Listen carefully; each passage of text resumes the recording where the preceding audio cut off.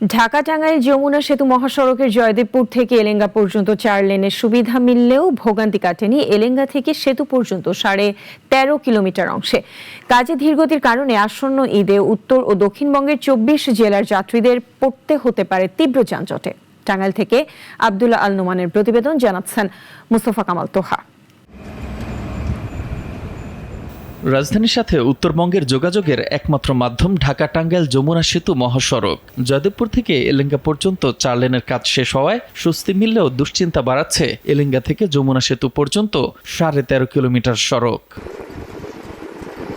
সাসেক 2 প্রকল্পের আওতায় 2022 সালের মার্চে এই অংশের কাজ শুরু করে আব্দুল মোনেম লিমিটেড। 2025 সালে কাজ শেষ হওয়ার কথা থাকলেও ধীরগতির কারণে মেয়াদ বাড়ানো হয়েছে 2026 সালের ডিসেম্বর পর্যন্ত।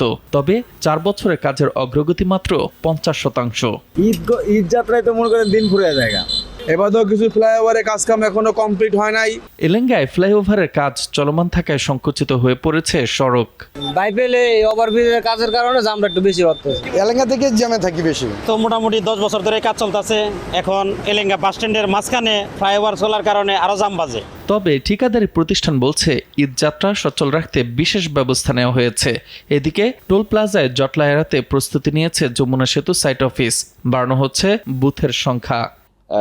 আপনারা দেখবেন যে এলেঙ্গাতে আমরা যদিও কাজ করি এলেঙ্গা ফ্লাইওভারে, কিন্তু আমাদের কারণে কোনো জ্যাম হয় না, কারণ আমরা দুই পাশে দুই 4 লেন রাস্তা আমরা উন্মুক্ত রেখেছি, যাতে ট্রাফিক চলাচলের কোনো দিনও সমস্যা না হয়। এছাড়া আমাদের আরও ব্যাপক প্রস্তুতি রয়েছে যাতে সার্বক্ষণিক টোল পরিচালনা করতে পারি। এজন্য বিভিন্ন যে স্পেয়ার পার্টস সব আমাদের সংরক্ষিত আছে। এছাড়া যানজটমুক্ত ঈদযাত্রা চ্যালেঞ্জ মোকাবিলায় 24 ঘন্টা মাঠে থাকার প্রত্যয় জেলা পুলিশের। আমাদের নজরদারি থাকবে যে রাস্তা বন্ধ করে অন্তত মেইন রাস্তা থেকে যেন গাড়ি উঠানো হয়, বাইপাস রাস্তা দেওয়ার জন্য নিতে পারে, এই ধরনের ব্যবস্থা থাকবে। প্রচুর পুলিশ থাকবে এবং তাদের বলা যায়।